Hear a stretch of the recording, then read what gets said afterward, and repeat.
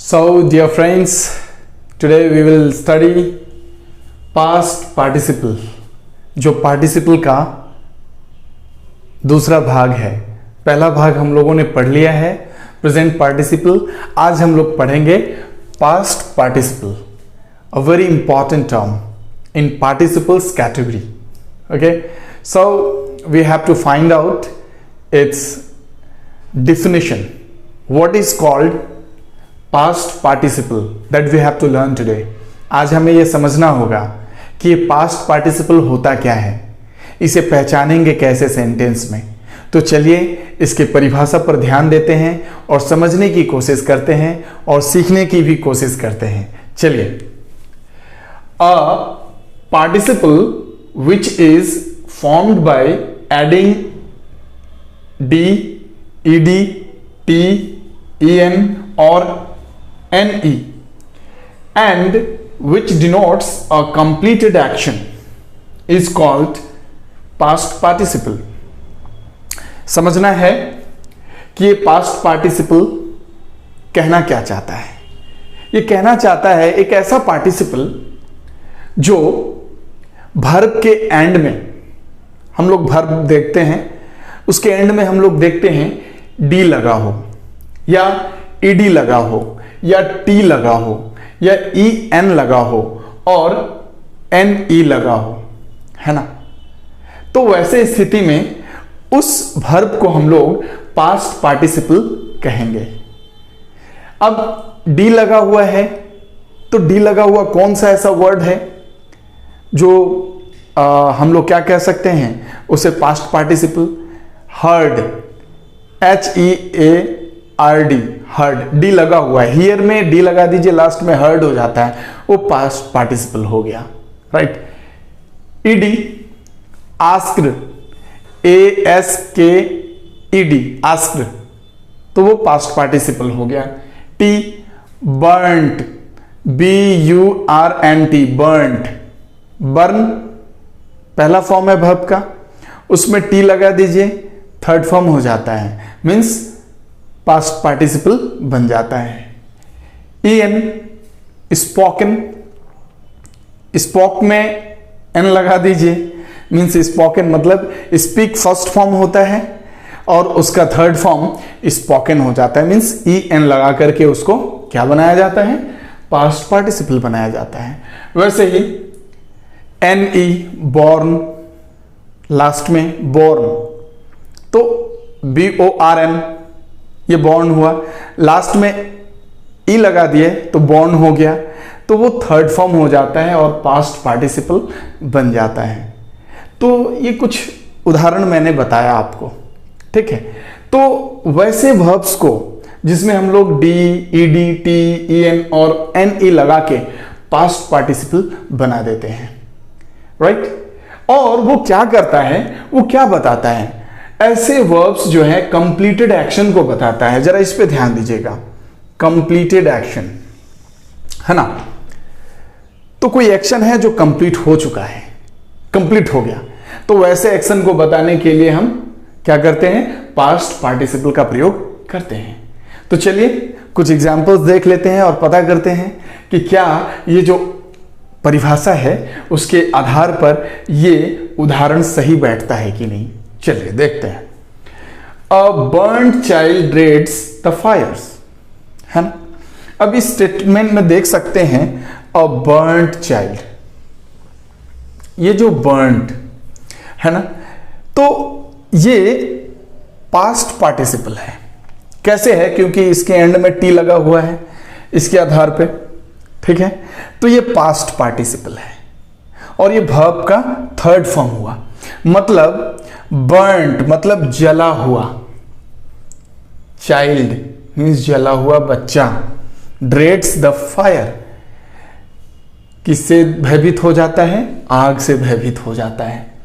देखिएगा कोई आदमी या कोई बच्चा कभी अनजाने में आग में हाथ डालता है, थोड़ा जलता है, फिर उसके बाद वो समझ जाता है कि आग में हाथ डालने से हाथ जल जाता है, इसलिए वो भयभीत हो जाता है, राइट। वही बात यहां पे दिया हुआ है, a burned child dreads the fire.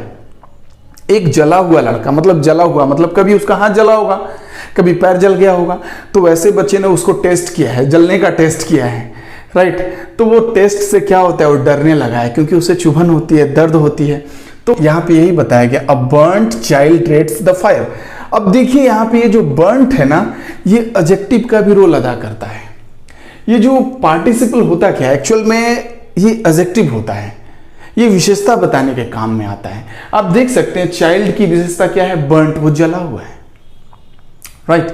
तो इस तरह से हम इसे पास्ट पार्टिसिपल की श्रेणी में रखेंगे। दूसरा, a lost opportunity never returns.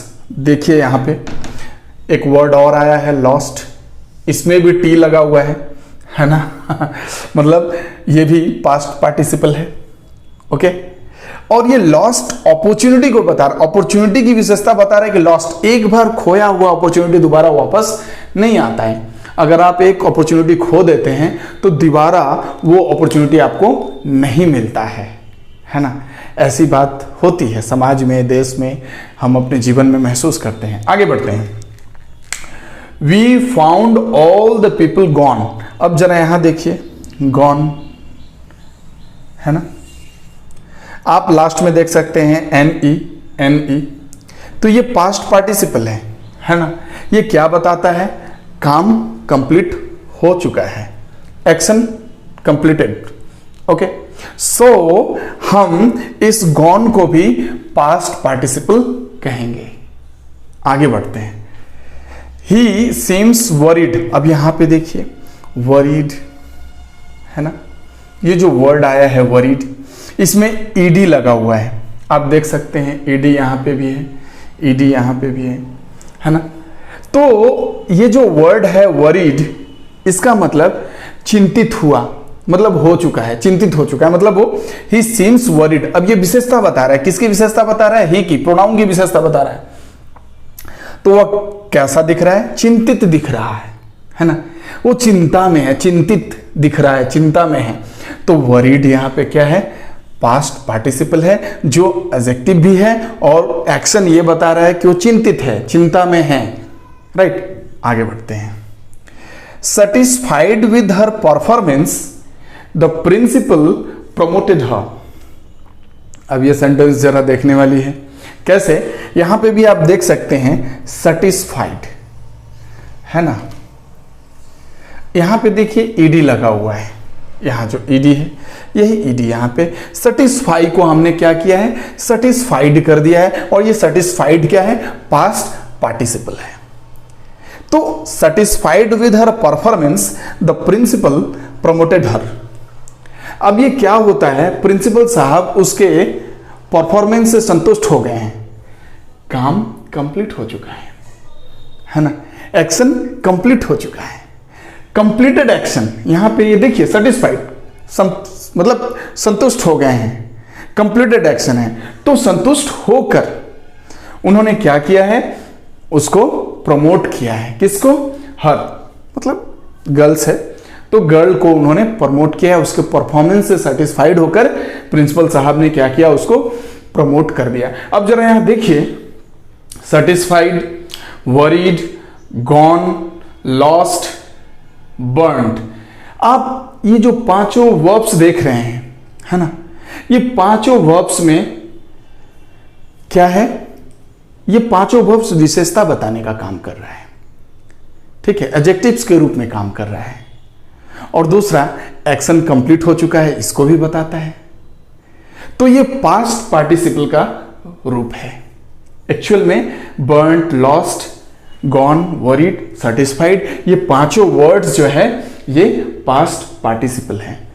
So dear friends and my dear students, मुझे पूरा भरोसा है कि आप लोग इस कंटेंट को समझ चुके होंगे और इस समझे हुए कंटेंट का अभ्यास करेंगे, और अभ्यास करके आप आसानी से किसी भी बुक या नोटबुक्स में आप आसानी से पहचान सकेंगे पास्ट पार्टिसिपल होता क्या है। यही मेरा उद्देश्य था, यही हमें आपको समझाना था। आप समझिए, इसका अभ्यास करिए और अपने जीवन में लर्निंग को और इन्हेंस करते रहिए, नॉलेज को और इन्हेंस करते रहिए। अगली वीडियो जो परफेक्ट पार्टिसिपल है वो मैं तुरंत लेकर आने वाला हूँ। तब तक के लिए धन्यवाद। Bye bye.